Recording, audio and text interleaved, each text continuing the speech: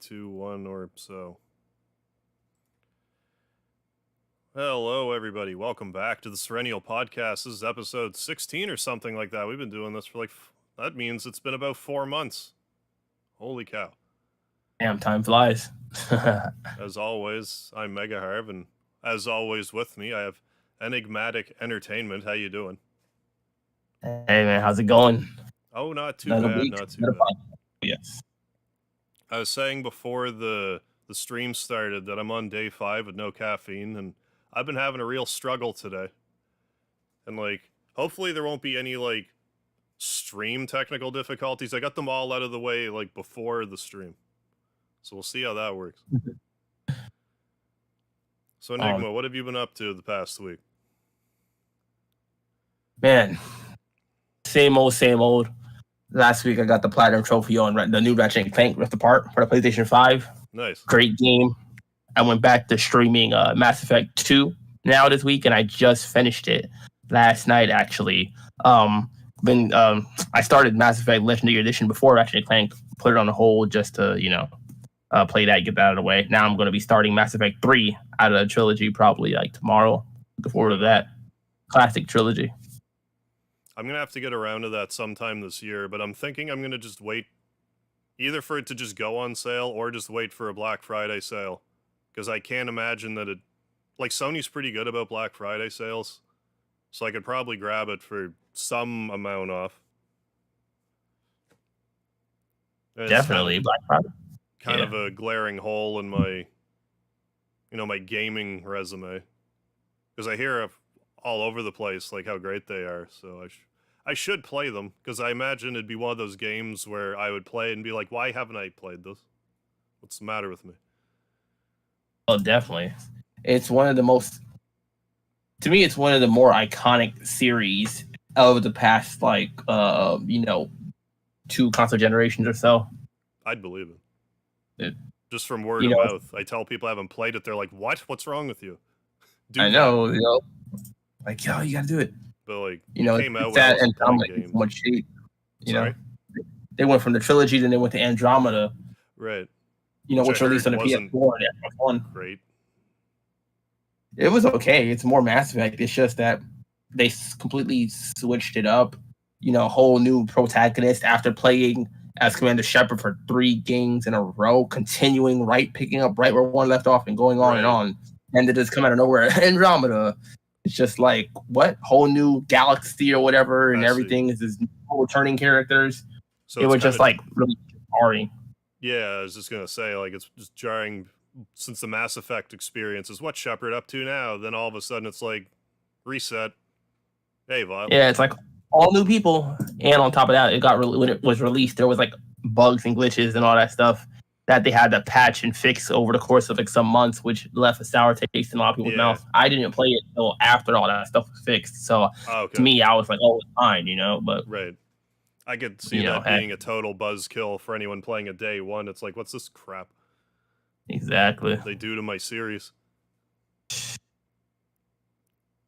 Yeah, it's a great series. I highly recommend it to anyone that's a fan of RPGs, or third-person shooters, or any combination of those two. Yeah. One of the only Western RPGs I actually technically do play, because I don't play The Witcher, I don't play Fallout, or what's that other one? I forgot what it's called. Elder Scrolls. Yeah, I don't play Elder Scrolls or anything in that same vein. No, it's not an RPG. I think it's a first-person shooter kind of game like that.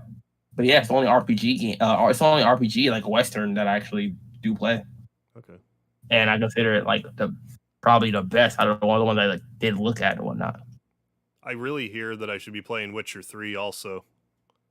Oh, that's something that always comes up whenever you mention Western RPGs or anything like that. Yeah. You're always gonna mention The Witcher. The Witcher.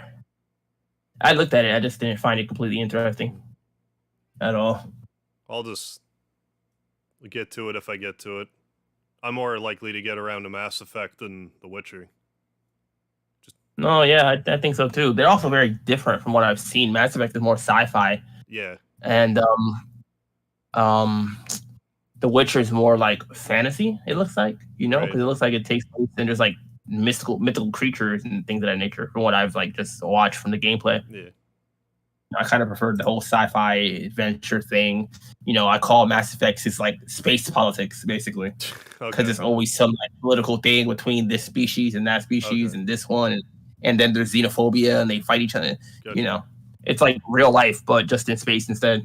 It's kind of funny to me because, like, in real life, I try to stay away from politics for the most part. But like, Yeah, me too. if you give me a good political story in a game, I can get really into it. No, definitely. Since it's so far out of the realm of like reality for us, Yeah. that's why it's more understandable to be playing it. If this was like a current setting, I'd probably be a lot less intrigued by it. I could see that. And I think just the whole it being a sci-fi RPG setting as well just appeals to me because I'm so used to the medieval settings, other than like Exactly. Star Ocean and very few exceptions. Yeah, I haven't really played many like. I don't really typically play a lot of like sci-fi, like space games and stuff like that. But Mass Effect is the one I probably would really recommend. Outside of that, it's probably I don't know, StarCraft. I mean, it's not an RPG, but real-time strategy games too. Well, it's just so accessible now, Mass Effect, with the Legendary Edition. So if there's ever a time for me to play it, it's now. Definitely, it'll probably be on sale by Black Friday for sure because they released it just last month in May. So that's like 6 months or so. It should be on sale by then. Especially since it's not a brand new game or anything, but it released with all the DLC, which is also a very important thing. Yeah, that's That's also why it was taking me longer to finish it because when I initially played the game years ago, like the original copies, I didn't have all the DLC and everything like that to get and go through, so I beat the game much quicker. Now I'm stopping and taking my time to go through the DLC and seeing everything, so it's just taking me a little bit more time. But I'm also seeing new things and whatnot, so it's also pretty cool. I keep forgetting, but isn't there a ton of DLC in the Mass Effect games, like, previously? Not one. One only had like 2 DLC kind of mission things. So 2 and 3 had a lot more, because that's when microtransactions and paid DLC and whatnot was getting bigger. Like when Mass Effect 2 came out, it was 2009. When Mass Effect 1 came out, it was 2007. Gotcha. 2007, how much, what DLC was there really? Like the online store was just like basically coming out. And then when 3 came out, that was 2000 no, Mass Effect 2 was 2010. Mass Effect 3 was 2012. So yeah. Gotcha. Turn of the decade, things started getting more DLC-ish and whatnot. Yeah. But I say there was a decent amount. Between the weapons, the armors, the missions, and the new characters, it added up to be a pretty decent amount, though. I seem to recall Mass Effect 2 is actually they kind of interwoven the DLC and the games decently. So it's not like, here's this DLC area with all of the equipment. No, they wove it in pretty nice to where it doesn't, like, you wouldn't even be able to tell really that it's like a DLC mission for the most part, if you were playing it for like the very first time, like the Legendary Edition. And also, Mass Effect 2 is probably the first game I ever played that I actually bought DLC for. Oh, no. Maybe second, because first was Halo 3. Okay. Because I used to buy the map packs or whatever so I could play online with my friends. Like, oh man, those days, that was my first experience of having to buy like paid DLC just for like a new map. Man, I'm trying to think what did Xbox do? The first game I would have bought DLC for. Freaking 10 years. I want to say Soul Calibur 4, but I don't know if that's right. Oh, really? Because they have DLC characters, I'm guessing? Or Yoda, depending on which version you had. I had the Xbox version, so it comes with one, but you have to. I think Darth Vader was on the PS3, Yoda was on the Xbox. I want to say getting Darth Vader was the first DLC I bought, but I'm not sure. Oh man, Soul Calibur 4. When was that? That was like 2000. That was a while ago. 10. Oh, that game came out in 2008. Oh wow. Yeah. 2008. I don't know if that's even older than I thought. Good lord. Yeah, I got my Xbox 360. That was 2007. Wait, no. I got my Xbox 360, I think, like 2006. Yeah, playing Halo 3. That was like my game back then. Oh man, I miss it. Because I don't even think I bought. I don't know why I wouldn't have bought Guitar Hero DLC for how into it. Actually, no, I never did buy Guitar Hero DLC. For how into that series I was, I'm kind of surprised. Because now there's songs in the game that you just. It's been years now that you just can't get.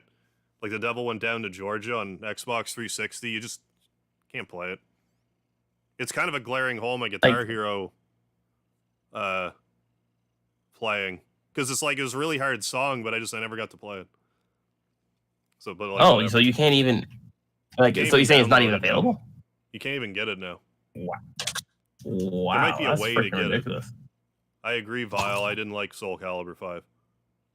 I played it once, didn't like it, tried it again. I'm like, it's not as bad as I remember, but like Sung Mina was my main character, so and she wasn't in it. And then they changed Lizard Man, so he didn't play the same. So I'm like, well, I'm not learning a new character, so forget it. They were just like I can kind of play with other characters in it, but they were like my favorites. But then Soul Calibur 6 came out, and I barely played I played it a little, but if I wasn't streaming, I probably would have played it more. I just didn't feel compelled to stream it a ton. But yeah, just I only played I think I only played one Soul Calibur game. I think that was it might have been 4 probably. I feel like I played it on Xbox 360 because my friend had it or something like that. Gotcha. Well, I might have like played a demo or played there. Player anyway, right? No, the only fighting game I really played was like a little bit of like Mortal Kombat when I was younger, and then of course Super Smash Brothers. That's about it. Oh yeah. It's kind of easy to gloss over Smash Brothers because like it's a fighting game for sure, but it's like it doesn't feel like any other fighting game, other than like That's why it's so damn, it's like so damn unique. That's why I like it. Yeah. Then PlayStation tried to do that with PlayStation All Stars. Was it like easy to pick up, difficult to master? Like anyone can play it, but like if you play someone that knows what they're doing in Smash Brothers, they're gonna whoop you. Bad, man. It's freaking crazy. Because like back in like my heyday of Super Smash Brothers on N64, like just a buddy of mine locally that I had never played it with before. He's like, I'm pretty good. I'm like, well, yeah, so am I. Let's do this. He chooses Kirby. I was like either Jigglypuff or Captain Falcon. I forget. 10 stock. Just beats me straight 10 times. I'm just like, oh, you're a monster. I see. Like he beat me so bad. I'm like, I don't even want to play anymore. Like, there's no point. You're too good. Like, why are you this good? Dude, freaking. Remember PlayStation made PlayStation All Stars Battle Royale? Yeah, I never played it though. It was like it was like their version of like Smash Brothers. It had like all the PlayStation characters. Yeah. So it had like Kratos, Nathan Drake, Ratchet, Sly Cooper, Sweet Tooth was in there, I'm pretty sure. I think and then there's some other characters I forgot. Yeah. Oh, Parappa the Rappa, freaking Raiden from Metal Gear, Sackboy or whatever thing. Zeus and Kratos from God of War, Jack and Daxter, and a whole bunch of those other characters like Dante and so on and so forth. Yeah. That's actually pretty cool. I had it. I think I actually did buy it one day years ago when it was on sale. I think I bought it for I think it was cross-buy or something like that. I think I had it on like the PS Vita, like the PS4, something like that. Okay. And I played it like once, and then I was just like, I don't really like fighting games. I thought this was gonna be more like Smash. Oh, it wasn't like Smash? Like not as like Smash as you'd think?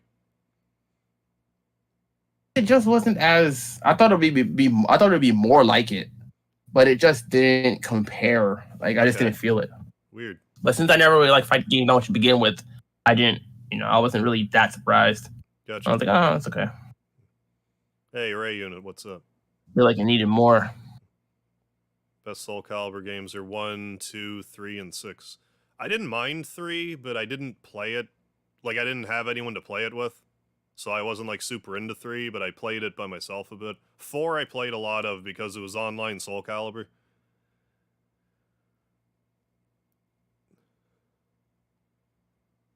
Yeah, that's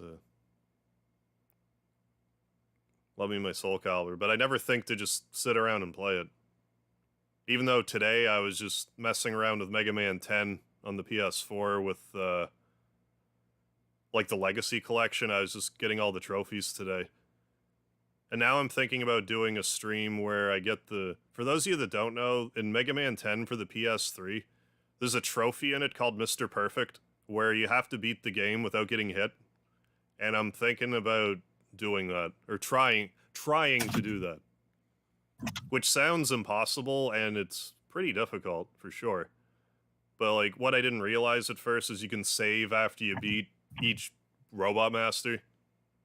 Which takes it from being impossible to very, very difficult. So, I don't know, that might just be a fun stream to see me yell at the TV.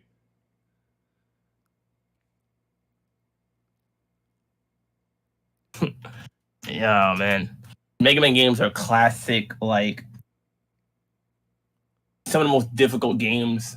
I bought the Mega Man Legacy Collection 1 and 2 or whatever, like on the PS4. And I was like, yeah, I never really played the original Mega Man except for like 8. And then I just wound up like trying them out, and I was just like, oh, okay, so they are some of the hardest games. Yeah, I passed. I tried like 1, I got destroyed. I tried 2, same thing. Tried 3.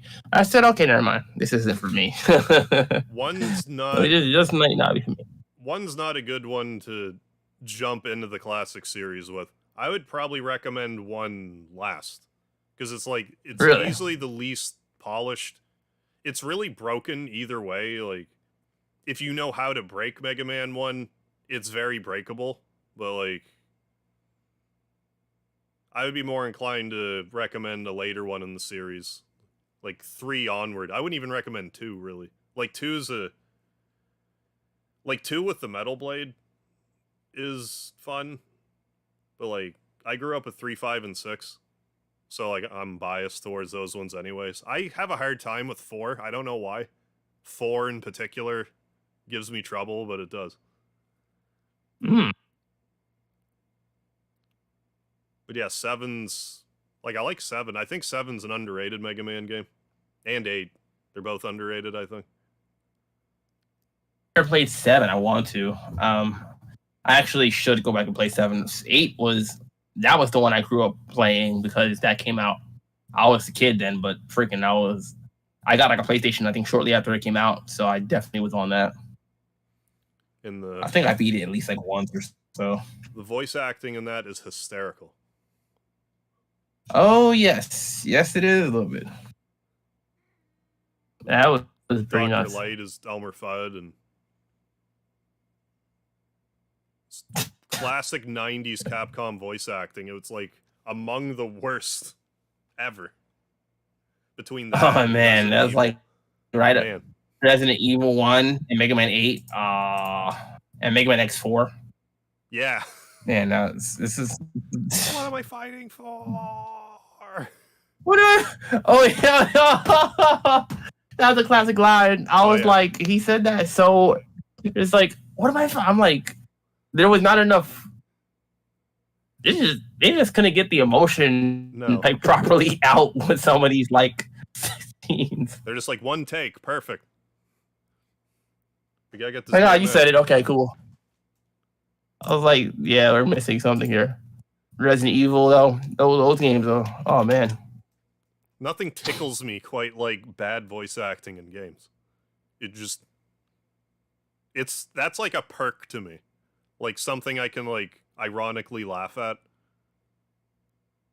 I think that's part of the reason why I like the Shenmue series so much. Because the voice acting is, like, on that level. No, the voice acting for the Robot Masters in Mega Man 8 was funny, though. Like, how they had that one line that was say, like, at the beginning, and then the line that, like, when you beat them or whatever. I just played through 8, like, last week. So, like, I got to hear it all again. Oh man, I missed it. I will freaking all those guys. I will, Grenade Man or something. I will gush you. I'm like, why do you sound like a freak? What the hell? The accents are crazy. And Clown Man, I was like, these people are nuts. Like, you guys are crazy. Sounds like a Like, who did these lines? boy. He's not a little kid. I'm like, okay. And Mega Man sounded like a girl. Sounded like my like literally like in elementary school or something like that. I'm like, Dr. Light, Dr. Wiley. Yeah. I was like, the hell? Oh man. I'm like, oh man, this is funny. I don't know. There hasn't been much voice acting in Mega Man games since then. For good like reason. I don't think X5 and X6 had voice acting, right? Like only X4 I think had like the animated like cutscenes. Maybe 5 also didn't. It's been a long time. No, 6 had voices, but it was in Japan. It wasn't in English. It was in Japanese. Oh yeah, that's right. They didn't even have English voice acting. I don't know why. That was the weirdest thing. Had pretty bad voice acting, but it wasn't like funny bad. It was just bad. I don't even remember X7 at all. Like I just remember X4 had it and then X6 had it, but it wasn't even in English, so I couldn't tell if it was good or bad. I was just like, all right. X5, I think they completely skipped it. I don't know. They've been up and down with that series. It's freaking confusing. Like I don't even know. Why leave it out of one game and then put it in the other one, then bring this one in Japanese only? They probably got lambasted so bad even then for the voice acting. They were like, fine. We just won't. Have it your way. And come on, Capcom, where's Mega Man X9 already? Or like, wherever you can shoehorn in another X game in the timeline. Dude, I would love a Mega Man X9. I don't know. I never beat Mega Man X7 and 8. I never beat those two, so I don't even know what the hell is going on with them. I played them, never finished them. X7, like, I rented them. I cannot recommend X7. X8, yes, play it. If you have a chance, play X8. I just want them to go back to how X5, I feel like they had it down. Like, it was cool, you know what I mean? Or even 4. X6, like, the biggest problem X6 had, like, I liked it a lot. The one glaring problem it had is that freaking difficulty. Like, it felt like that had, like, the most difficult boss fights. I was like, wow, I don't remember it being this hard. Like, this is kind of nuts. I was raging, like, the first time I played X6 on my channel. Oh, man. Oh, man. Screaming. Like the bosses. I remember being that bad. All of it. Dynamo's easy. High max is ridiculous. Well, and then that DNA thing. Hurt him. Because you have to like hit him with a fully charged up Buster Shot, and then like and then him with any other not any. You know, with Buster Shot, and you can hit him with like the Fire Blade, or you can hit him with that other weapon. I forgot what it's called. Yeah, okay. Something. It was nuts, but hell. I mean, it's still Mega That's Man. still my favorite Capcom series. Mega Man and Devil May Cry. But they got to do something. Like, I feel like they left Mega Man to dry. That's the out of every video game franchise ever, I think Mega Man is the franchise I've played the most games in. Yeah. X, the original, and X, ZX, Zero series, Battle Network series, and Legends. I played almost every single one of those. Like, so that's a little. I haven't played the Star Force games. That's like, those are only And I haven't really played Legends. That's another glaring. Well, like I played Legends, but like not. I didn't beat it, but I have them all. I just need to actually just decide to sit down and play them. No, Legends was good. Both of them. Two they improved on. They improved on 2. Like a lot of the problems 1 had, they fixed. They made 2 like a little longer. They did some other improvements in it, like as far as like the combat and everything like that. I liked it, and the graphics and whatnot.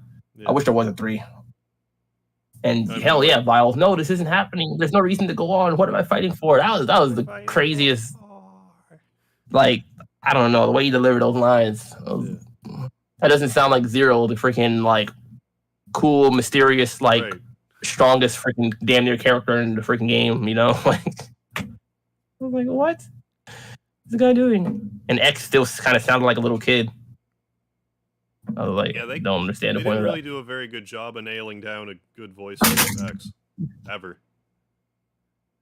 Yeah, unfortunately, I feel like they didn't know what to do with him, like voice-wise at least. And just kind of like a Mega Man aside, I just happened to stumble across a Mega Man fan game where You know about Mega Man the Wily Wars that came out on the Sega Genesis? Do you know about that? Why I never played it, Oh, okay. but I think I've heard about it though. Well, like what the Wily Wars is it's basically on Genesis. It's Mega Man 1, 2, and 3 in like a pack. Which like I played it. It's it's Mega Man the Genesis, like whatever. Like it's Mega Man. So hey, but like there was a fan game that I saw where it's like the demo's out, but it's someone decided to remake Mega Man 4, 5, and 6 on the Sega Genesis, and they're calling it the Sequel Wars. I want when that's like fully released, I want to play it because it looks pretty good. Like they added stuff to it, like the levels aren't the same. So fans are remaking 4, 5, and 6 at the moment. Yeah, but for like Sega Genesis style. Oh, cool. So What, they released on PC, I guess? yeah, like it would just be downloaded from whatever site. But I just found out about it today, and it appeals to me. Hell, man. Speaking of actual like freaking fan made things, like I mentioned earlier beforehand, there's like a website, Geofront or whatever I believe they're called, and the Legend Hero series, 2 of their games never actually got released in the West or got like an English translation and whatnot. I don't know why Falcom or Nisa or whatever, they didn't release it in the West. And these games came out 2010, 2011 originally. They made a fan patch. Like fans actually got together in a group and they translated it. And, if you played on PC, you could download the patch and, do all that stuff and whatnot. Mm-hmm. But I'm a console player, so I was like, no, that's okay. I'll wait. Right. And now I just found out, like yesterday, I was like on Reddit, and I just found out that they are officially teaming up with this fan-made group and using their fan translation as the basis for officially releasing Trails of I guess it's called Trails of Zero and Trails of Azure on like PlayStation 4, I think, and Switch as well, and PC, I think, is going to have an official translation now by freaking Nisa. Oh man, this is the first time I ever heard of something like that happening, like currently for like, especially for a series that I actually play. That's like freaking exciting for me because the Legend of Hero series, it's in my top 5 favorite series for JRPGs. Oh, really? I don't know where it would be at, but Legend of Heroes, Final Fantasy, Kingdom Hearts, all right there. Like one or the other is like my favorites, but I'm looking forward to it. It's supposed to be released next year, I believe, is when they're going to release both of them, or maybe one in 22 and one in 23. I was just reading it yesterday, but I'm highly looking forward to that. I'm going to get them both, pop them in for the PS4 as soon as they're available. I might even like pre-order them or something like that. That's like I pre-ordered Treasure Seal 3 and 4. More companies should do that. If they're like, hey, these fans did our job for us, let's just be like, hey, yeah, seriously. Do you want your translation patch in our game? Yes, I do. Of course they do. What seriously. Fan translator wouldn't want the official company to be like, we like what you did, let's put it in our game? Yeah, I can just imagine, like, wow. Give us that. Hopefully they came out with a deal that's they got paid for all that time because they spent a while translating. The Trails games all have a lot of dialogue, like a lot of text. Okay. A whole lot. So I'm sure that was no simple task to translate all that, in English and whatnot. Right. Unfortunately, also, that means that they removed their own fan patch because the fan patch that they made was free. Right. So they removed that from their website, so you can no longer even get it. Now you have to wait if you didn't have it already for the official release instead. Really? And Trails of Zero is going to be out in fall 22, it says, and then Trails to Azure following in 23. Oh man, that's at least a year away. That kind of sucks. Yeah. I was hoping it'd be sooner, but I guess they have to do a lot of stuff to get it ready for consoles and whatnot. Right. Anyway. Yeah. I don't know what kind of work goes into that sort of thing. I know nothing about programming.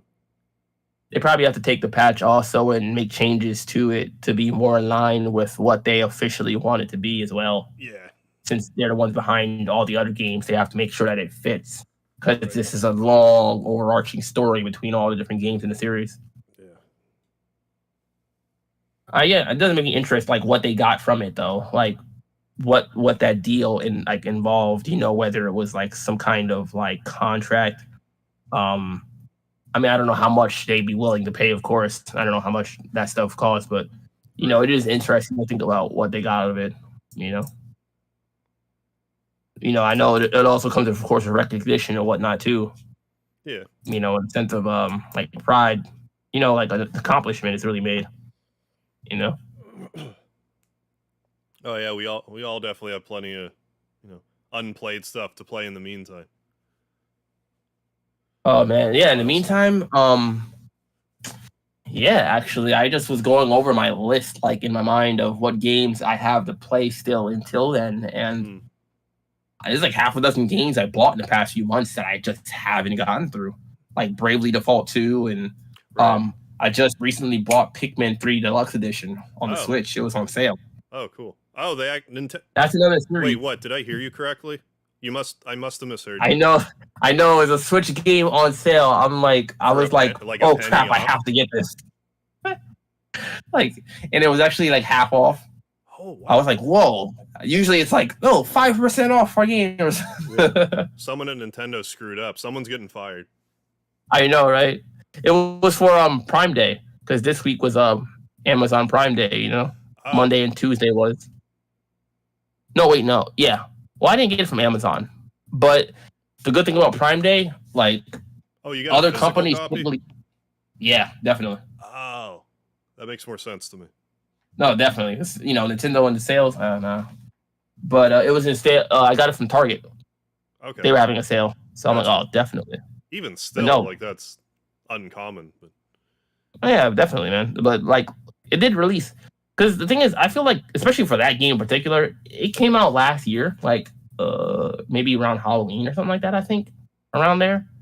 And also, it's a game that's just a deluxe edition of a game that came out, like, 10 years ago. Yeah, I was going to say, like, wait, what? Pikmin 3 just came out? That can't be right. But, like, the deluxe edition just came out?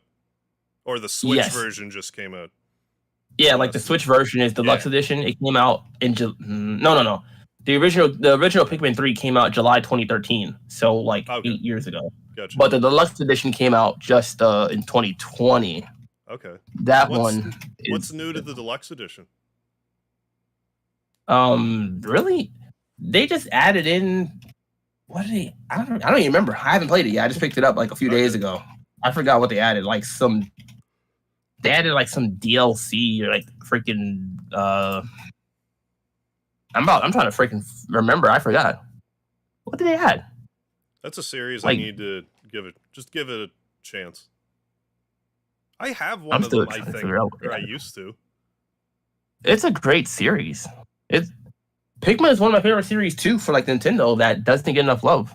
They made 3 games and stopped trying. You know? Yeah. Why do you do that? Like to me that's a little different. Like the first one was for GameCube, second one was for GameCube, and then like it took them like 6 to 7 years, I think, between 2 and 3. And they had all that momentum going after the first 2. 2 improved on like nearly every problem that 1 had. And then 3 came out and it just felt so like it's just so long. Like I played 1 and 2 as a kid, and then I played 3. I was like freaking 21 already. It was like, whoa, time flew. You know? Well, Nintendo has a tendency to be like, we're just gonna ignore this series for no apparent reason, like Metroid. Metroid gets more love than Pikmin. Like, for sure. But but that Metroid is even like a red-headed stepchild at all is a bit mind-boggling. That's crazy to me. Popular. It is. Pikmin is too. Like it just needs. Like at least they put him in Smash. Like they put Alamo or whatever his name is, I think, in there. Yep. And I was like, what? He doesn't even like fight like that. But anytime they put someone in Smash, I kind of take it as them being like, "No, we haven't forgot. Leave us alone." Yeah, I know, right? They're like, take this. Release the game though. No. But we haven't forgotten. They can't. Oh man, I forgot. Pikmin also got a 3DS game too. I never even played that one. What? Yeah, There's 4 I Pikmin forgot. games? Yeah, after part 3, there was one that was called Hey Pikmin. It came out for the 3DS. Oh, I never knew that. Never heard about that one. I did. I didn't know if it was like a spinoff or what. Apparently, it's the first handheld one. But I don't know. I should pick it up, but Nintendo games, like always, are so freaking never going on sale. Right. So it's like I could just buy 3 games on the PlayStation instead. So like my hands are tied, Nintendo. Yeah, really. But no, I'm waiting for Pikmin 4. That is what I want. Hopefully they're supposed to be working on it. I think that was part of the. I think Pikmin 3 Deluxe Edition is like leading up to Pikmin 4. I think they're like, let's toss this out. If they did just release the Deluxe Edition recently, they gotta be like still interested at all. Yeah, exactly. You know, like they threw something out like, here, take this and random, like we improved. I mean, what's the main difference really? The freaking controls are different because it's the Switch rather than the Wii U. Right. You know? It's gotta be it. I mean, there's a few DLC things of that nature. But Pikmin 3 was just short. That was my main problem with it. At the part where they were leading up to where it's like the dramatic thing, I thought that was just like the halfway point. Right. I didn't know that was actually the end of the game. I was like, this is like here's the part where we pretend we're gonna end the game. But then it's like the second act, but then they're like, no, actually we're just ending it. Haha. Yeah, I thought that was gonna be like the freaking thrilling like middle section, like, you know, the climax, like, this is the most ever intense, and now it's just like, you're done with the game. I said, what the hell? Like, okay, I guess. I was like, they put that off kind of odd, but it was still a good game. It just needed to be longer. That's it. Yeah. Too many games, not enough time.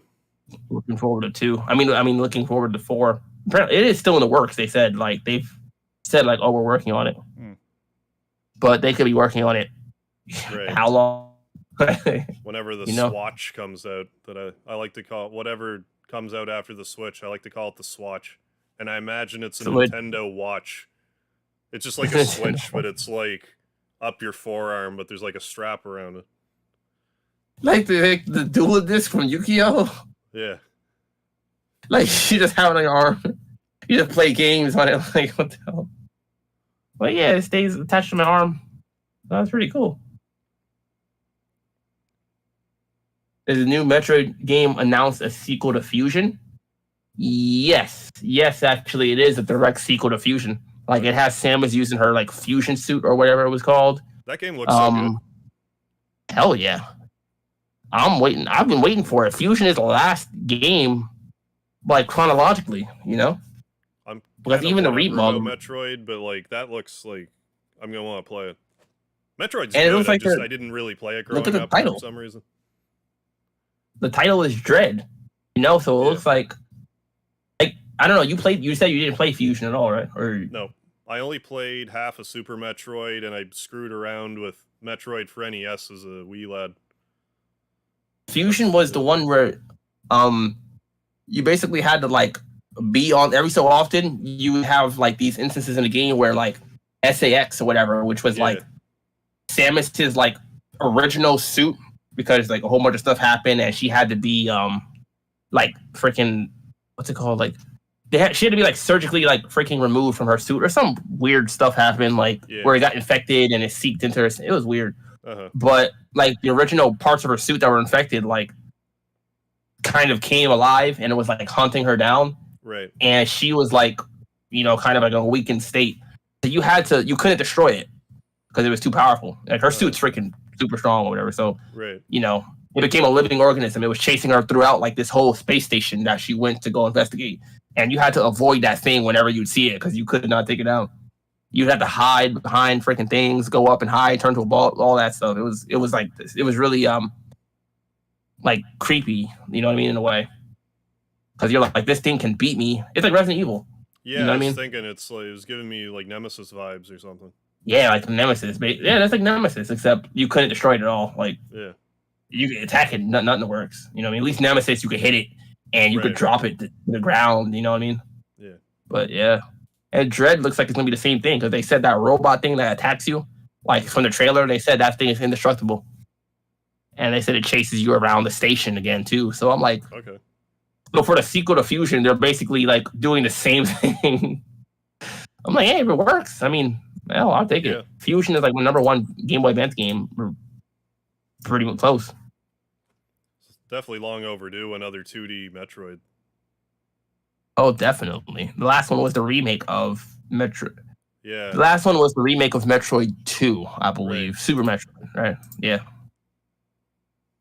So that was for the 3DS, and that one was okay. And this one's gonna look even more visually. It's gonna look even better because this one's gonna be on the Switch. Oh yeah. Oh, it So looks you know, sharp. oh hell yeah, I'm looking forward to that. It's gonna be out in well, that was out in October, right? Oh, that's in October. That's holy crap! I didn't realize it was coming out so soon. Yes, let me make sure. Double check. October 8th. Yes. It's 2D, Vile. It's like typical like 2D style. Yeah, it's the side-scrolling ones like the first two, Yeah. and then the remakes of those two.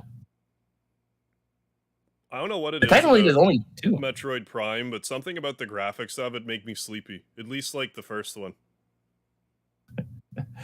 That is funny. It doesn't appeal to me. There's certain 3D graphics. It just puts me to bed. I can't explain it. Like there's like a certain haziness. It just I don't know. I just never had much of an interest in Prime. I played the first one, I rented it, and then I was just like, first person games aren't that interesting to begin with. Yeah. So I was kind of like, I'm trying, but it's just not the same. Right. I like Metroidvanias, you know? Yeah.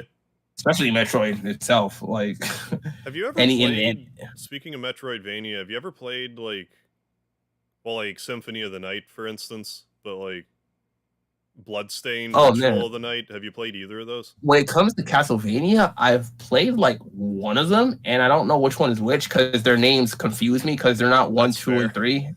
And I'm what like, was it for? They have all these freaking taglines. I'm like, what? What system was it for? I played one on like the Game Boy Advance. Okay. Yeah, I think it was Game Boy Advance. Yeah. But Symphony I'm gonna try to on the PlayStation's a good one, for sure. I see why it's a classic. I'm trying to find out which one it was. You're gonna need a walkthrough to get everything in that game, though. There's some secrets in that are so obtuse. I don't know how you would ever figure them out.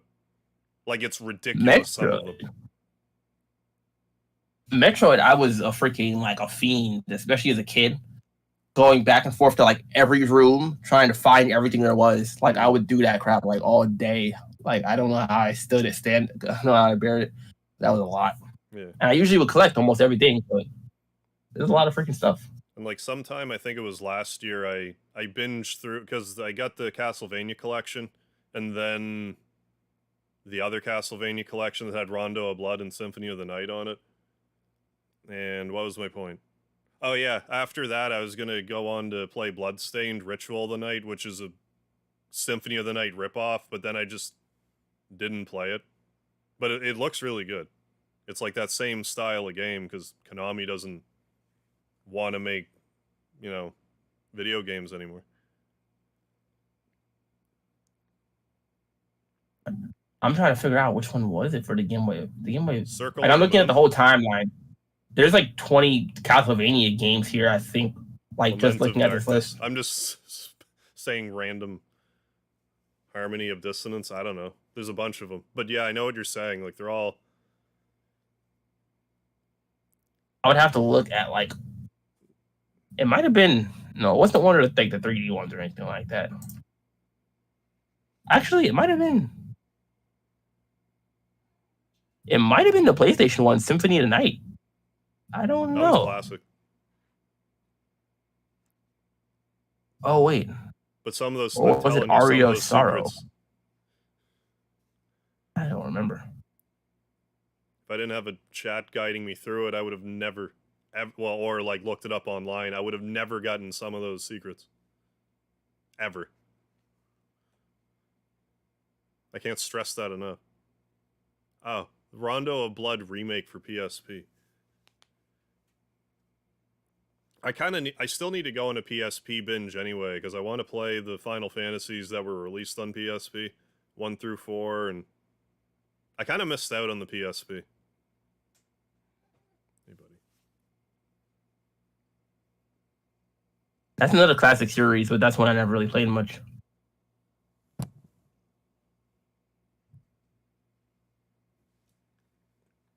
But I don't think I played any of the other, like, Metroidvania, Castlevania games other than Symphony of the Night.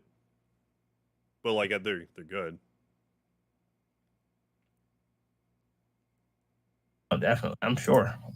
I'm just like, there's a lot. Yeah. This is a long running series too. It started in 1986. Oh yeah, and those NES ones are brutal. Well, 3's brutal, and 2's brutal for a different reason.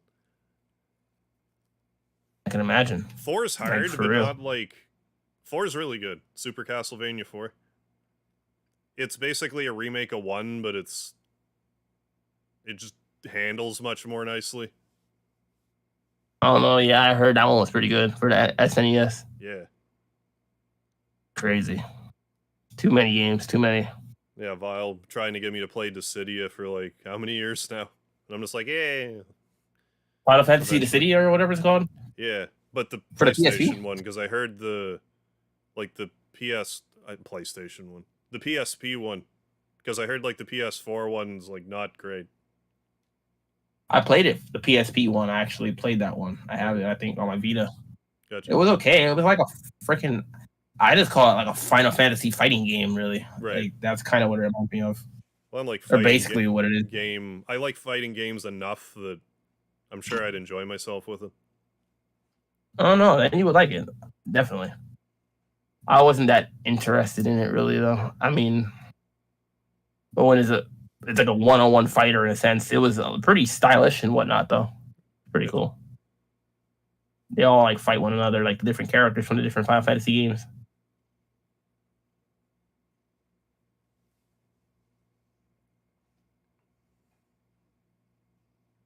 Rondo of Blood. Wait, what's Rondo of Blood? That's another Castlevania game? Yeah, Rondo of Blood's good. It's more like normal style Castlevania where I say normal, but like it's more just side scroller. It's not like Metroidvania. It's just like side scroller, but it's good. It was bundled with I forget the name of the bundle. The other Castlevania collection. Castlevania collection. But there's 2 of them, and one of them has Symphony of the Night and Rondo of Blood on it. And Rondo of Blood is really good. Is it available on PlayStation? Yes, PS4. Oh, is it in the Castlevania Anniversary Collection? The other one. There's the 2. other one. It's the other one. I can't remember the name of it right now. Oh, really? It's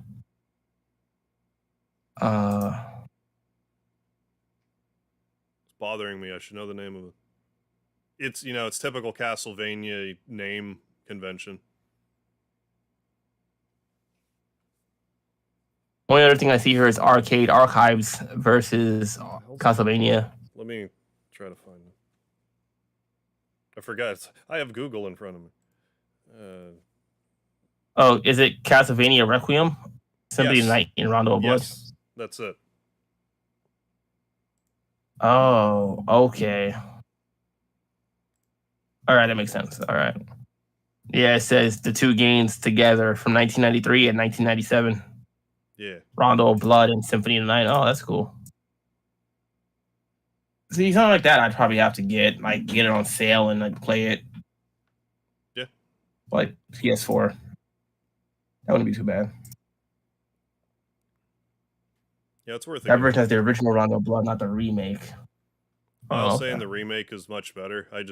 I'm sure it is. And it's not like I could. Well, I don't have a PSP anyway, so it's not like if the stores are even open, like it would matter. Well, you mean for the city or to Castlevania?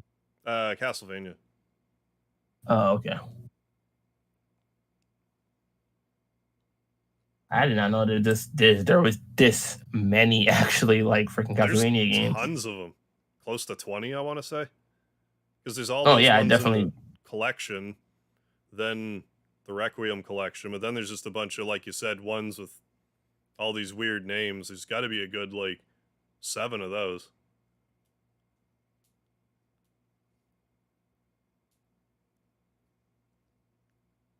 There's the 3D ones as well. I feel like they haven't released one in a while, but this one says it released in 2014, and that was it. Which one? I'm surprised. Lord of Shadows 2. That must be the last one they released. PS3, Xbox 360. Wow. Yeah, I never played. Okay. So they don't have a Castlevania game for the PS4 and whatnot, just the remasters and stuff? As far as I'm aware. I'm surprised. But, I mean, I feel like they might have made one for the PS4 and Xbox One. Too. Some people feel the Bloodborne's kind of like a spiritual successor to it in a sense, but like as far as like setting goes and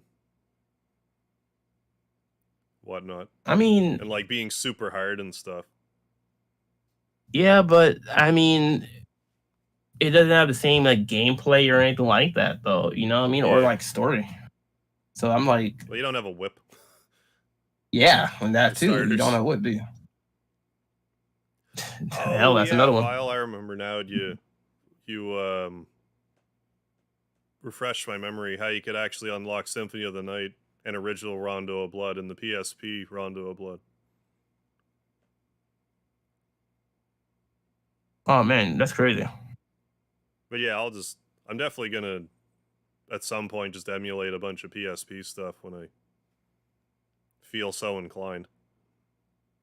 Hell, that's something definitely like, you know, I've that been stuff there. Should just be on the PlayStation Store. Like, just let me play it on console. This PSP stuff.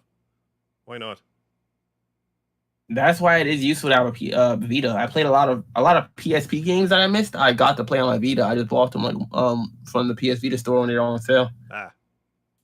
Like there was a few JRPGs and things of that nature that I picked up, and I was like, "Oh, cool!" Because I had a PSP, but I never really used it much. I wound up selling it, and then like later on, I got a Vita. Now, when I was looking for like a new console or whatever to get, I was like, "Oh, this PlayStation Vita is a thing, accessory to the PSP." I was like, "Oh, it's pretty cool." Instantly became my most freaking used like handheld console ever. You know, compared to like the Game Boy Color, the Game Boy Advance, or the PSP or whatever. Since I skipped out on the DS. Yeah, totally. The Vita didn't get enough love. For how much of like an RPG guy I am, it's kind of weird that I totally like didn't pick up. I don't even think it was like specifically like a monetary issue. I just didn't get a PSP or a Vita. Like I had a DS and a 3DS. Like I played handheld stuff. But like, yeah, exactly. When is the PSP store shutting down? Next month or August? The PSP store shuts down in July. I forgot what day it is. I'm actually going to check. July. What day? The PSP store shuts down July 2nd. Oh, wow. July 2nd? Next week. Oh. Well, I imagine that during that flurry when they're like, we're shutting all this stuff down, PSP must have still like not sold very much. Or else they'd probably be like, yeah, we're going to keep it open too. Yeah, the PSP came out in freaking like what 2004. PSP released in the high school. PSP released in Japan 2004 December, and then we got it March 2005. Yeah, okay.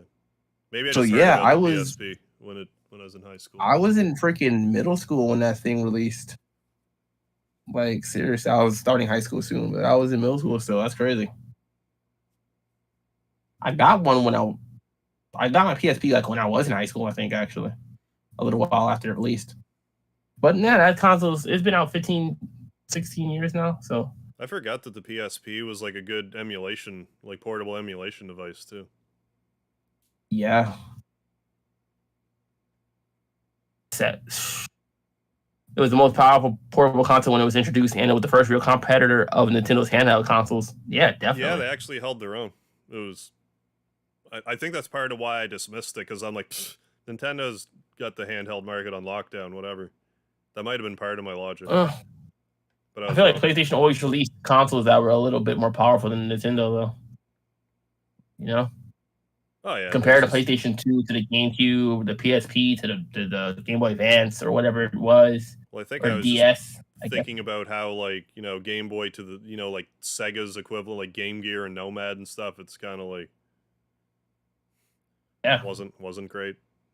Nokia had one. Yeah, the N-Gage. Engage. I remember the marketing for it, and people making fun of it because it looked like a taco. I think. What the hell? I never had one. Wow. Not a lot of people had one. Had an N-Gage. It also doubled as a phone. And I remember there being like a meme at the time, like early internet meme, where people would be pretending like household objects were an N-Gage. So you'd have someone with like a microwave up to their head. They're just pretending it's an N-Gage. Like it's one of those stupid internet things I remember. That's so crazy. I never heard that or seen that. That's funny. Oh yeah. Like Oh an my original Xbox, those hulking masses. Oh no, original Xbox is like freaking bricks, and Yeah. you toss that at somebody, you freaking put them in a coma. What the hell? Yeah, that thing was big. Nintendo always was out there though when it came to their freaking consoles. I feel like look at the N64 controller, look at the GameCube. It was just a freaking indigo square or violet or indigo, whatever, like a purple square box like this. Oh, they're always like really experimental with their controllers. And then the controller for the GameCube was kind of cool. I like the GameCube the Wii controller. The Wii though. The Wii itself was like okay, it was like this white rectangular kind of thing, kind of small and simple, but the freaking controller was like a stick, like right. The thing like this. I'm like, oh man. And the nunchuck. They just couldn't keep it simple. Oh yes, the nunchuck. Oh yeah, there was the one thing that had an analog stick, and it was together, and then you'd go like that, and had the motion controls. Yeah. That is the wildest thing to see somebody looking through someone's window, and all you see them is doing this. Oh yeah. I was like, "What are you doing? Yeah. What are you playing with?" It's a Wii. With my Wii. It's not what it looks like. I'm playing with my Wii. No, this is completely appropriate. Yeah. I do like how that stick controller, though, you could turn it sideways and use it as an NES controller for like the Virtual Console. Wait, which one? For the Wii. The Wii. Yeah, if you turn. Oh wait, so you for that stick controller, if you turned it sideways for the Virtual Console, you could use it like an NES controller. Oh really? Yeah. I didn't know that. I only had my Wii. I bought a Wii like freaking years after it came out, just because there was like 2 games I wanted to play on it that I never got to play because they were exclusive, And then I played one of them, and I never played the other one. I just sold the Wii to my friend. Yeah. She was like, "Oh, hey, you use your Wii?" I was like, I don't use it. You want to buy it?" She's like, "Oh, sure." I was like, "All right." Freaking, I was like, "Here, take it. Throw me some cash." Cool. Yeah, have fun. So I'll take it. I wasn't planning on using that thing. Right. And they didn't have any other exclusives. I was like, "Oh, I have to play this." At that point in my life, I was like kind of off of like Nintendo for the most part. Yeah. Probably gonna Metroid was just Metroid Prime, this year. Because I want to play. I've been kind of hankering. I don't have the only Paper Mario game I have is Super Paper Mario, which I liked it, but I like Thousand Year Door better. But I also want to play. Definitely. Sorry. I'm gonna say, definitely. Thousand Year Door is probably the best one out of the. How many are there now? 4 or 5? Lots. 5, right? If you count all the new ones like Color Splash, Sticker Star, Origami King. There's another one that I'm forgetting. Wait, I think it's 5, but I'm gonna check exactly the number. There's definitely more. Paper Mario. Wait, 1, 2. Apparently 7. Okay. Oh, okay. Okay, the Paper Mario and Luigi Paper Jam apparently counts as a paper. Apparently that counts as a Paper Mario game. I didn't know that. I never played it. I only played the first 2 of Nintendo 64 and the GameCube ones. I never played the other ones because they was on the Wii and the 3DS. Gotcha. I want to play them. I just and then the Wii U. The there Wii hasn't U been got a convenient Color way for me to Splash. play them, really. Exactly, that's kind of a problem. I feel like the other Paper Mario's didn't get a lot of praise or anything. You know, Yeah, like the reviews for them aren't that good. I feel like after 1,000-Year Door. Yeah, they kind of went like I like Super Paper Mario, okay, but you know, and then I heard the other ones were they were less RPG like. Like they still had like the turn based, but like you couldn't raise your stats or anything. Like it was just different. I guess it turned people off, but I didn't play it, so I can't really judge. Yeah, exactly. I want the RPG-ness of the I still want that part. You know what I mean? Yeah. Hell, technically, it's all started with Super Mario and the 7 Stars or whatever. Oh, that's one of my favorite games. I love the that Super game. Nintendo game. That was the first RPG Mario game. I played that for the Super Nintendo like when I was like freaking 5 or something like that. Oh yeah, I was so excited when that came out. 6. I don't know. Hell yeah, that game was cool. I didn't even know that what was the basis. Squaresoft was at the time. Like I didn't know those were like the Final Fantasy people. I just knew Mario had an RPG.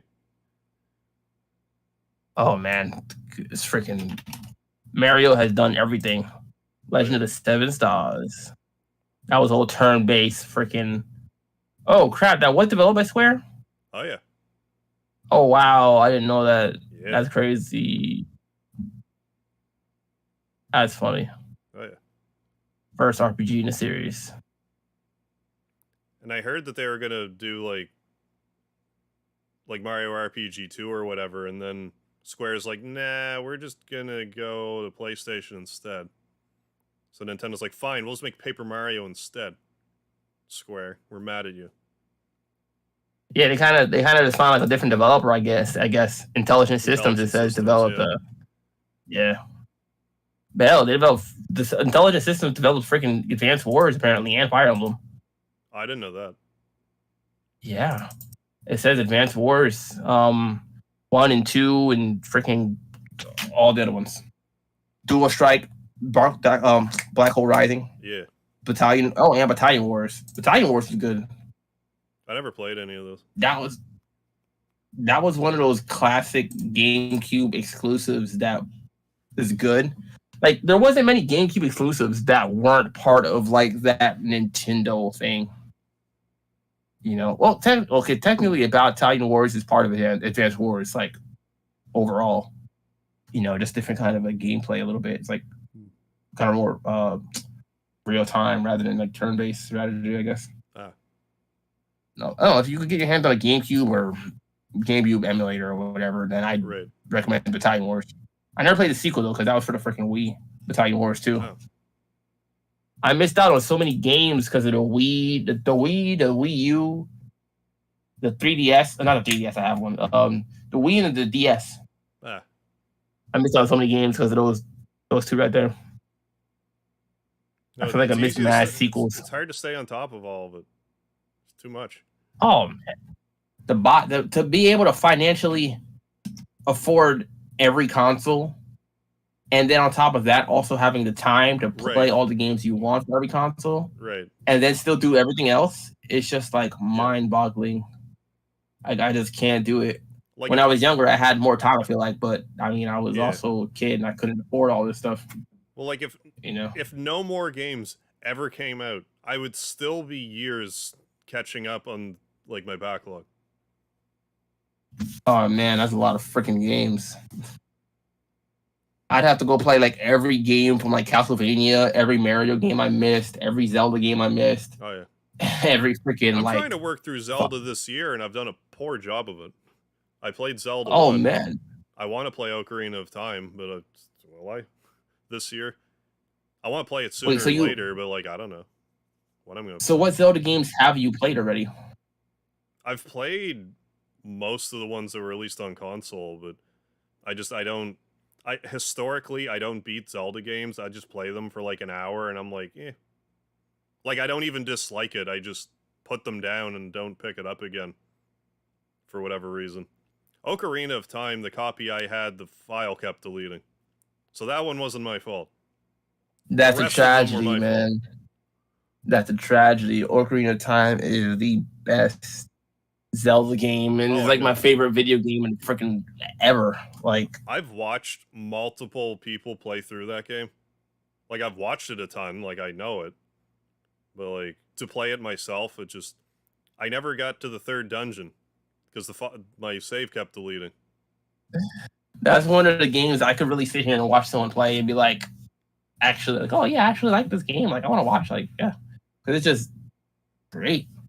Well, like, my older seriously. brother used to play, like, he played games all the time, so I'm used to, like, watching people play games. So, like, I enjoy it. Oh, definitely. I'm about to go freaking on YouTube and go look for like a stream of like my freaking like someone playing Zelda right now, Ocarina of Time, just because. There might be someone kicking around.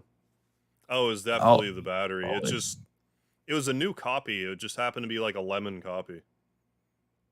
Oh man, that's horrible. Yeah. But then I got the... What do you even call it? It was the collector's edition on the GameCube that had Zelda 1, Zelda 2, Ocarina of Time, and Majora's Mask on it. Yeah. I don't know what happened to it. That was a good release. Play it. Like, I did a little bit. Because, like, me and a few buddies were, like, kind of taking turns with it, but we didn't keep up with it. But yeah, Vile, my Wii was a backwards compatible one, where you could actually use the GameCube games in it. Yeah, it was a defective copy. That's the only time I can think of a new game where the save battery wasn't working. The GameCube collector's edition of Ocarina of Time and like that whole collection. I had borrowed that like as a kid. I borrowed that from my friend. Like I think I let him borrow like one of my games for the GameCube, and I borrowed one of his or something like that. Okay. And that game was.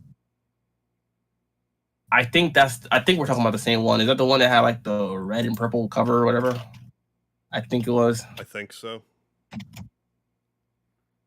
wish I still had it because I think it's like. I think it's worth a couple of bucks. No, that's not. Not that I would sell it, but like, it's nice having these things. Oh wait, no, it was this one. Yeah, it includes 4 classic games. Yeah, I think that was it. Yeah, I used to play that. Oh no, it was this. It was this one right here. Either way, I think that was the first time I ever played Master Quest. Remember Ocarina of Time Master Quest version? I know about it. I haven't actually watched anyone play that one. The Master Quest version is basically they like did a whole bunch of changes to the original Ocarina of Time. It's kind of like and they made like a Zelda Masters, like second quest of like original Zelda. But yeah, where they did some changes. Yeah. The story and everything exactly the same, but they changed up the location of like a lot of items and stuff like that. Like the dungeons themselves, they redid the dungeons and changed a lot of the different rooms, the enemies in them, the puzzles. They redid all that stuff, but left like everything else the same, like the shops, the freaking characters, the story, the plot, whatever, all the music. They just changed up all the dungeons, and it was supposed to make it like a harder version, you know. Mm-hmm. But I kind of like it. Like like some of the dungeons are harder, like for sure, you know, because they made it like more confusing. Like I freaking love it. My first Let's Play I ever did on my channel was actually for the Master Quest version of Legend of Zelda: Ocarina of Time. Oh, cool. I freaking like classic. Yeah, I need to at least play Ocarina of Time on my channel. That's like so long overdue. Oh, definitely. I feel like definitely play both if you can. Yeah. Oh, and they also mirrored the game too. So you know, it's mirrored. So like left, right, it's all like flipped or whatever you call it. Quest was mirrored. Yeah. You just gotta beat the first you have to beat the original game first, and then you can play Master Quest version. For the game that has Well, that's how you unlock it in the remake for the 3DS. You beat the original version, and you can go do Max Quest. It's pretty cool. I like it. Yeah. I want more games to do stuff like that, though. You know? Yeah, like why not? It breathes new life into an old classic. Yeah, exactly. It's like you can call it something different. Even just as a Master Quest, it could be like even like with Zelda, they called it, what was it, second edition, or what was it called it? I'm not sure. For Zelda 1, you said they had it too, or Zelda 2? Just like Zelda second quest. Like after you beat Zelda 1, Second quest. Just like second quest. Yeah, that was kind of like a similar thing, right? Where they had it, like they just changed up certain things from the original. Right, or no? Yeah, like dungeons are in different places, items are in different spots. Stuff. Yeah, they need to do more stuff like that. I feel like that's a way to really give a game a second win. Keep them playing it a little bit longer or more intrigued. And all they got to do is just like shuffle some stuff around. Like I imagine that would be exponentially easier than building a game from scratch. Exactly. You can even do that while you're working on like the sequel, even. You know what I mean? Developing that. It's like, oh yeah, this version has every freaking thing just changed slightly. It's more difficult. It's like, all right, cool, I'll take it. I don't know many games that really do that. That was another thing that was really new. But hey, that also was my favorite freaking game ever too. Man, what games are you looking forward to that come out this year? What even else is coming out this year? Like, I want to play that Mario Party not re-release, but like that Mario Party best of thing that's coming out. I'm pretty excited for that. I have Super Party. That Mario Golf game that just came out today. Like, I kind of want to play it, but if I'm only gonna get one Mario game this year, it's gonna be the Mario Party one. Wait, that Mario Party one, which one is it called? Mario Party Superstars. Oh. I'm trying to see the release date for it. It's coming out October 29th, I want to say. I'm going to grab that day one. Yeah, okay, I just checked. Yeah, you're right. October 29th. So it comes out 3 weeks. Yeah, exactly 3 weeks after Metroid Dread. Yeah. That's on the 8th. I just want to play Mario Party 2 boards and mini games again. Like, I know there's a bunch of other Mario Party stuff, but it's the Mario Party 2 stuff that really appeals to me. And online play and stuff. I played a disgusting amount of Mario Party 2 with my buddies in high school. Like, anytime we had any sort of sleepover, Mario Party 2 and Smash Brothers Melee. Oh man, hell yeah! Those are the good old days. Oh yeah. Mario Party 2 was on the N64. That was the one when they like depending on your board, they would change up the costumes of the characters and stuff, right? Yeah, that's right. And they added in item usage and whatnot. Yep. I feel like it just had a lot of improvements over the first one, where they took it to the next level. And between 2 and 3, those are probably and 4. Those right there are my favorites. 4 was the first one for the game. It's just all those joystick spinning mini games that burn your hands. I wasn't so keen on. Ouch! On the N64, that joystick, the analog stick, whatever. Now that was horrible. I hated that. Painful. What I'm intrigued about is one of those joystick spinning mini games is going to appear in this new Mario Party Superstars game. And I'm curious if they're going to change it to a button mashing mini game or what, because I can't imagine they're going to keep it a joystick spinning mini game.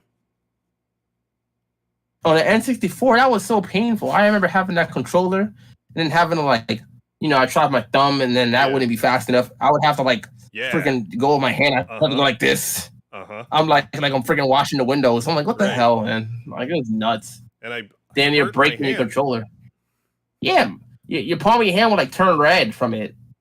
I'd be like, ow, damn, just to beat a minigame? Come on now. Yeah. Like Nintendo had to give some people gloves over that. It's crazy. There's a lawsuit. Did they really sue?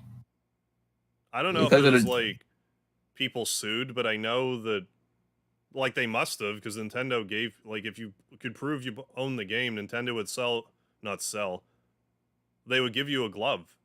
And it's not even like a Nintendo themed glove. It's just like, here's a glove so you don't burn yourself playing our game. Wait, was that for Mario Party 2 in particular? One. Yes. Oh, one. Okay. Oh, that's crazy. Oh, wow. It was ridiculous. That's why they never had any more of the joystick spinning mini games, and I presume that's why they never really like re-released it ever. Yo, that's so funny. I can't. That's funny. I did not know that. Oh yeah. I didn't like those things either, but I didn't know they was like having to give out freaking like gloves to people. That's crazy. Yeah. I would have took one. Like I burned my hand pretty bad. Other people burned it worse. It was weird because I had like 2 separate burn marks on my hand. Like it was like 2 like perfect circles next to each other. It's just the way that I was rotating it. Yeah, it's also because of the way the controller was made and whatnot. Like, yeah, that's crazy. Oh man. Yeah, the N64 one. Yeah, that thing right there, and the stick would get loose. It feels like after a while, especially if having to do that. Yep.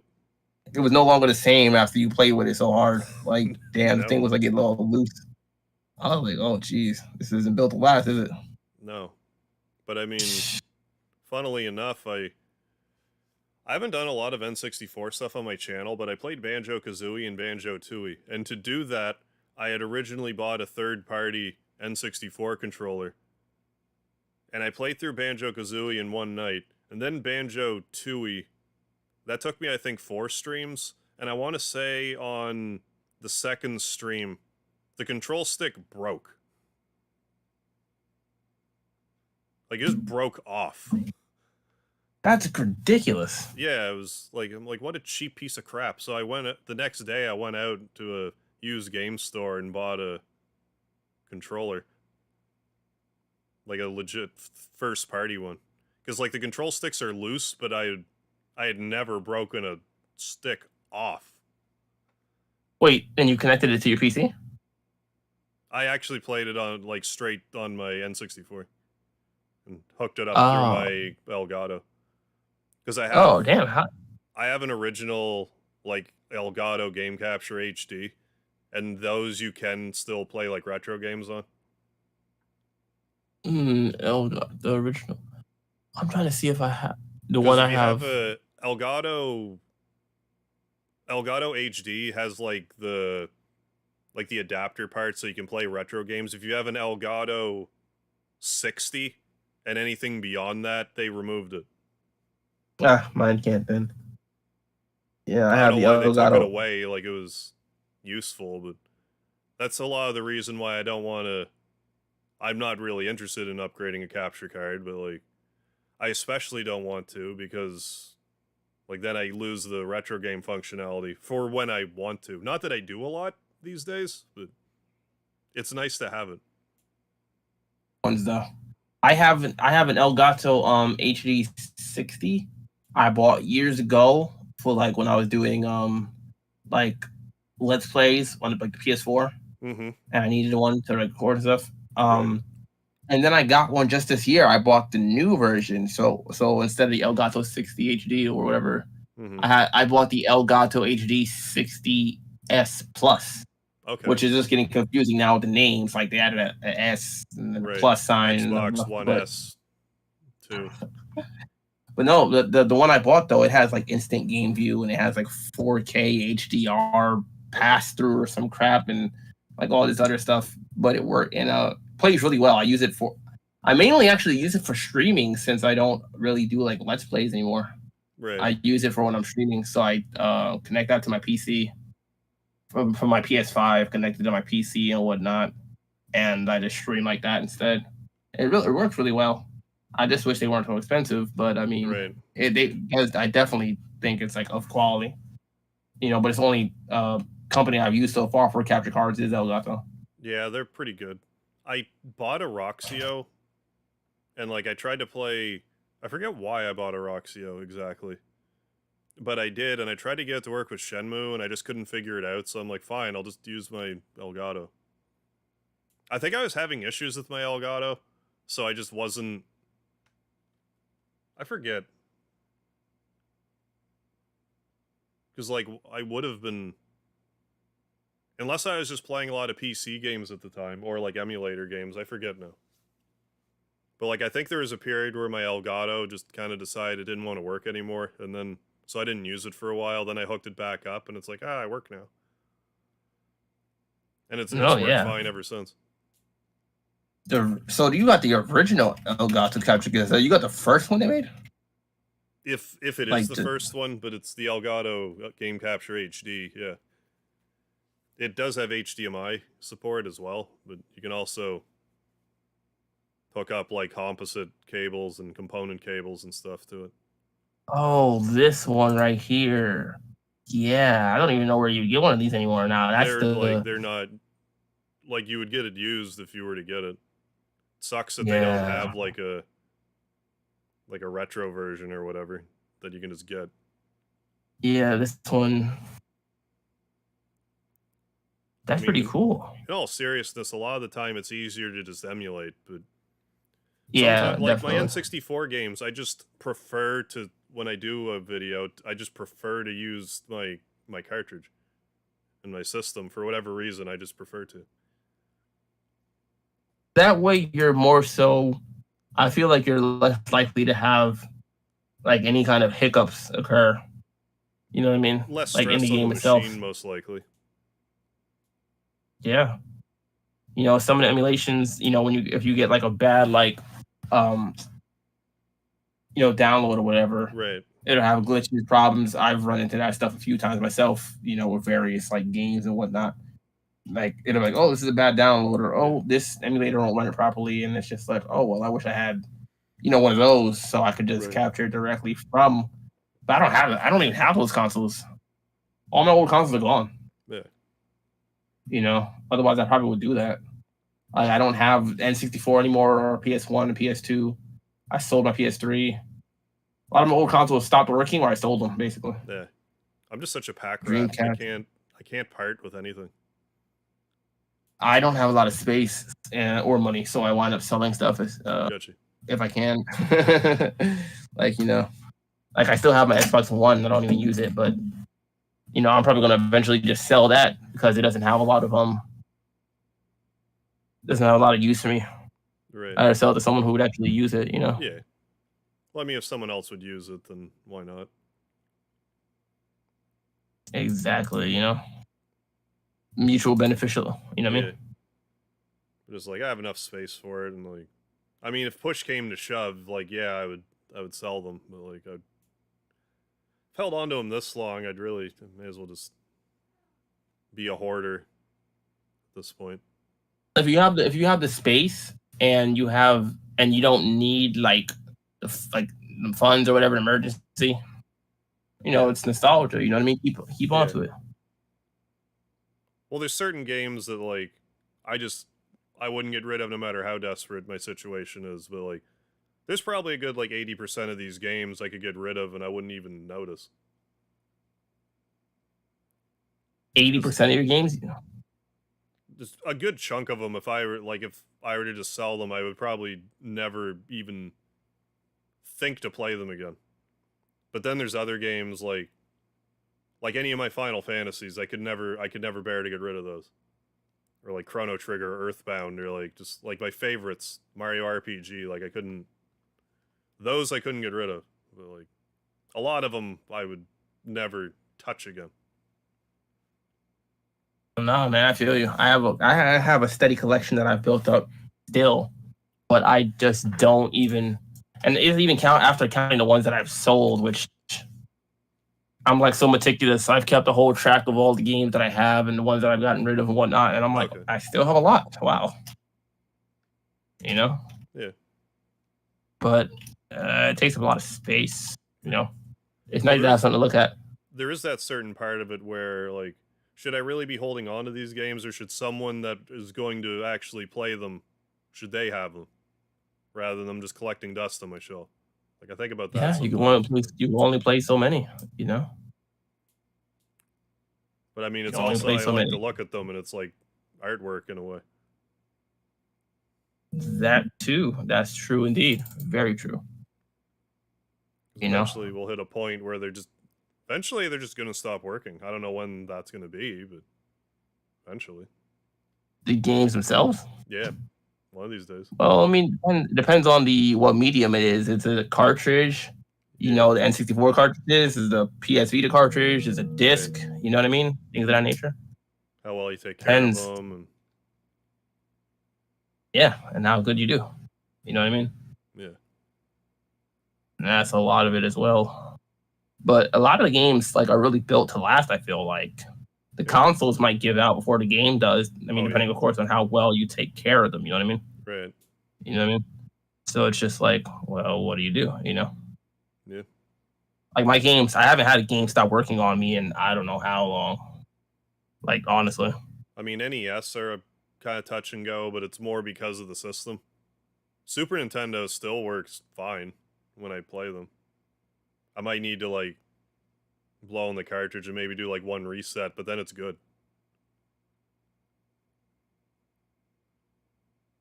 Exactly.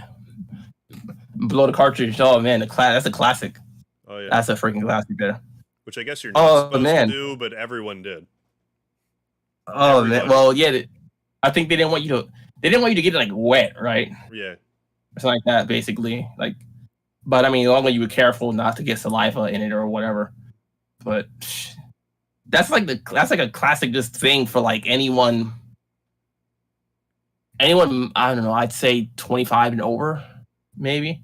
Yeah, probably. You know, between 25 and 40, you know the days of yeah. I was like, okay, please work. Yeah.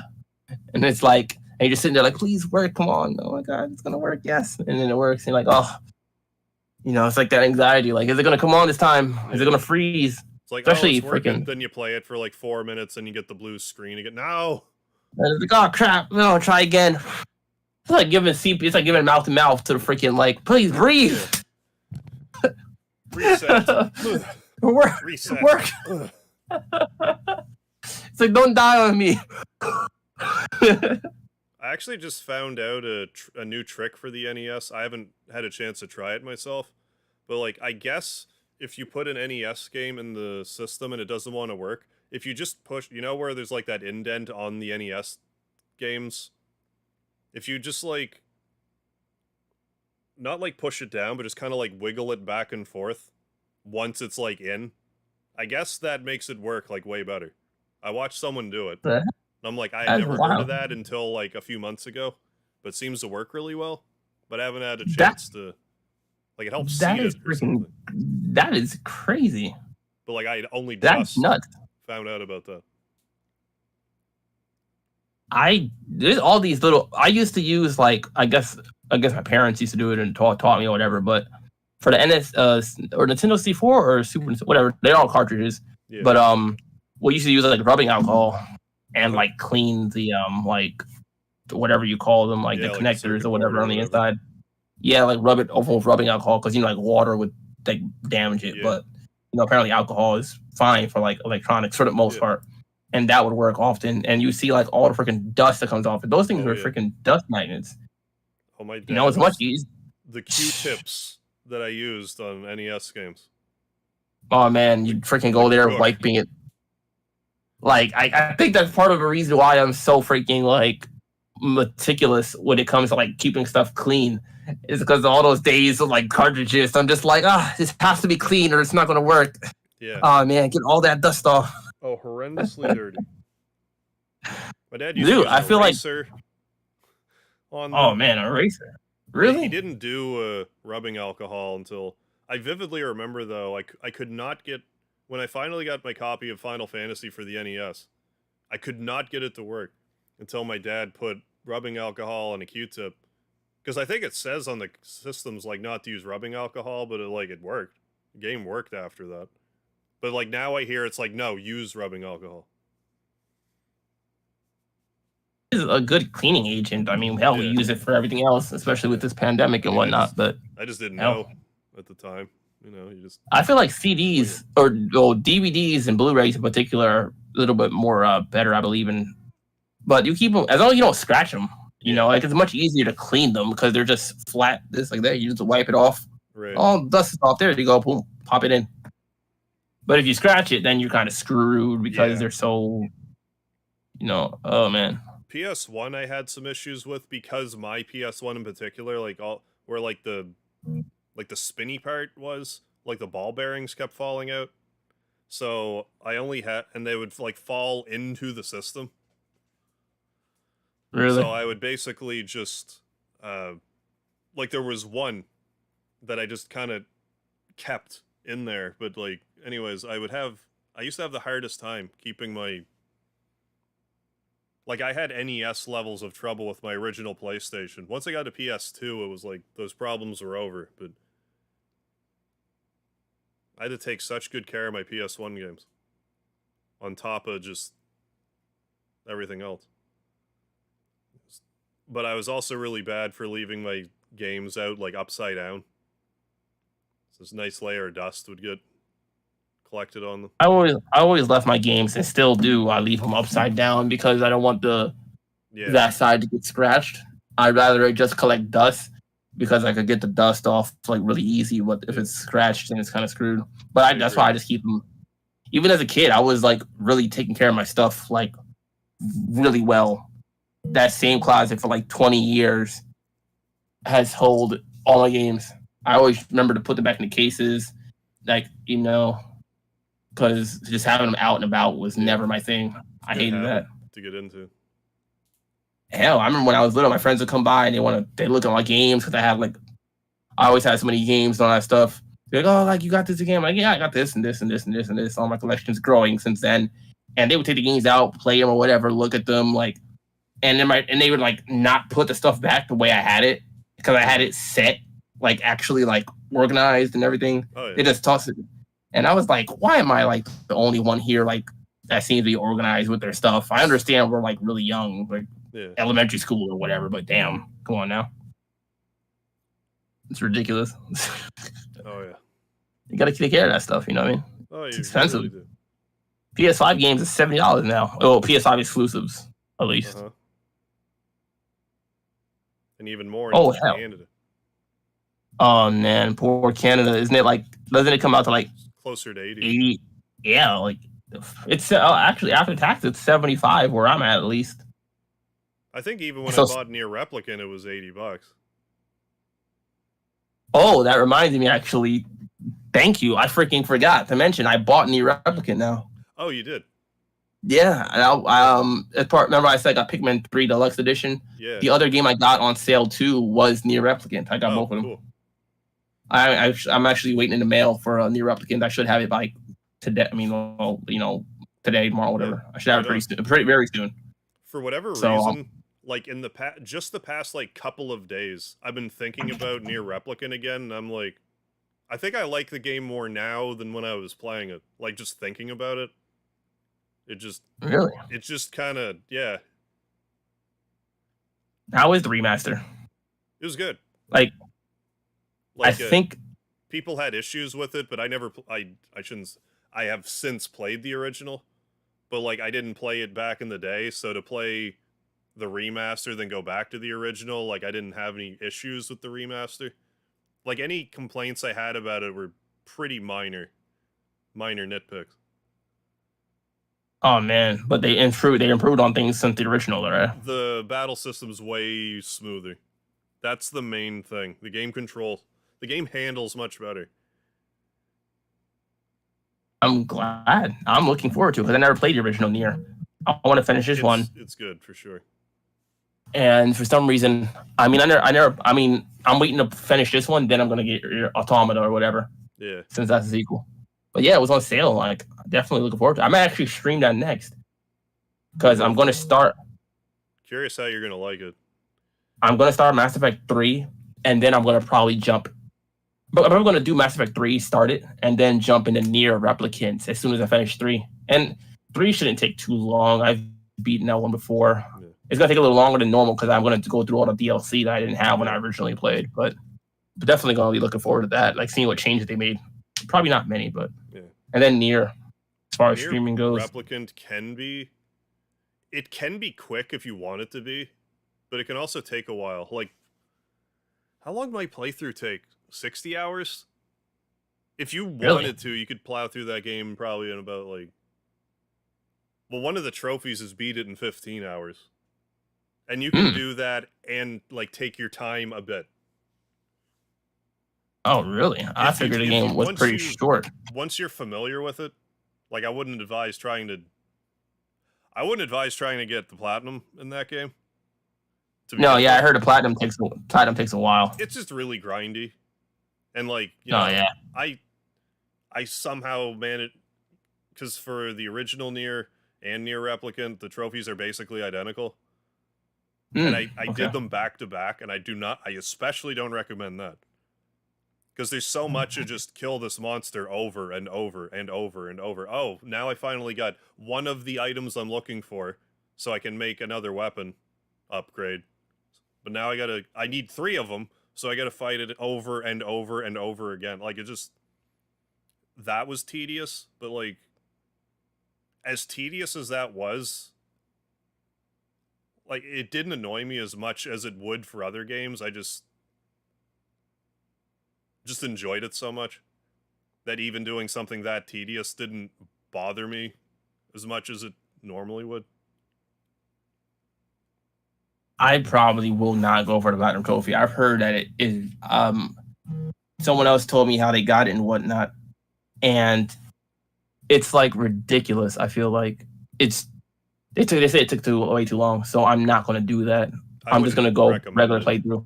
I mean, maybe the multiple endings and whatnot, but not the I whole would recommend thing. getting the endings, but like, unless you're absolutely in love with the game, I wouldn't recommend getting the platinum. It freaking cut out for a second. What do you say? Oh, I'm sorry.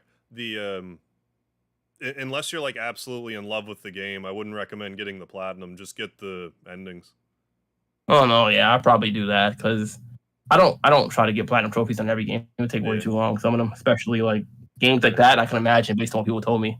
But I'm gonna play it, see through the different endings, and then like probably get near Automata because that's dropped in price a bit. So I'll pick that one up too on the PS4 as well. But part of those games next too, month is Samurai. The music is so good. Really? I love the music in the Nier games. It's so good. I don't know what else to say. It's just so good. It's like some of my favorite game soundtrack ever. It's crazy good. No, definitely. And next month is Samurai Warriors 5. But Nier is like, I'm not knocking Nier's soundtrack at all. I just think I like Automata's more. Well, that's 2 more games for me to look forward to now. I'll probably be streaming both of them actually. But man, what do you so what do you have coming up next? What am I doing next? Well, like right now I'm slowly but surely working through Phoenix Wright. I'm going to get through at least the trilogy on the PlayStation. I was thinking about playing the Shin Megami Tensei Nocturne remaster that came out on PlayStation. Although I don't know if I'm going to want to by the time I get back to it. I might wait. Because I'm like, my mind's just kind of going all over the place again, because it kind of occurred to me, it's been a while since I've played like a regular PS1 game on my channel. I can't remember the last time I did, other than like, you know, my Mega Man shorts or whatever, but I'm kind of I'm also going to try to play through Nier Automata. Probably it'll be the next big thing I tackle, but like after that, play it on hard. But then I might try to play something on my original PlayStation. I might play one of the Lunar games, either like Silver Star Story or Eternal Blue. I'm thinking about it. I hanker them around summertime for whatever reason. Oh, you said Lunar? You said Lunar Star? Okay, I played Lunar, Silver Star Story, or I played one of them, Lunar, Silver. I don't know which one's which. I'm honestly like they're very similar. They're all these JRPGs with their different freaking names that they just toss in together. I'm so like preferring with 1, 2, 3, 4. Right. So well, there's Lunar Silver Star Story, but then Lunar 2, Eternal Blue. I played it on my PS Vita, but it was a PSP game. Whichever one that is what I played. I don't know. On the I think PSP? Archer. Really? It might have been a PlayStation 1 game, but I played it on my PS Vita though. I know that much. So it must have had to been. I think it was Lunar Harmony. It might have been Harmony. That was a PSP game. Yeah, I think it was Harmony because that's a PSP game. I don't Silver know Star Harmony. I don't know that one. Yeah, I think it was Silver Star Harmony. I think I played that one. That's the only one.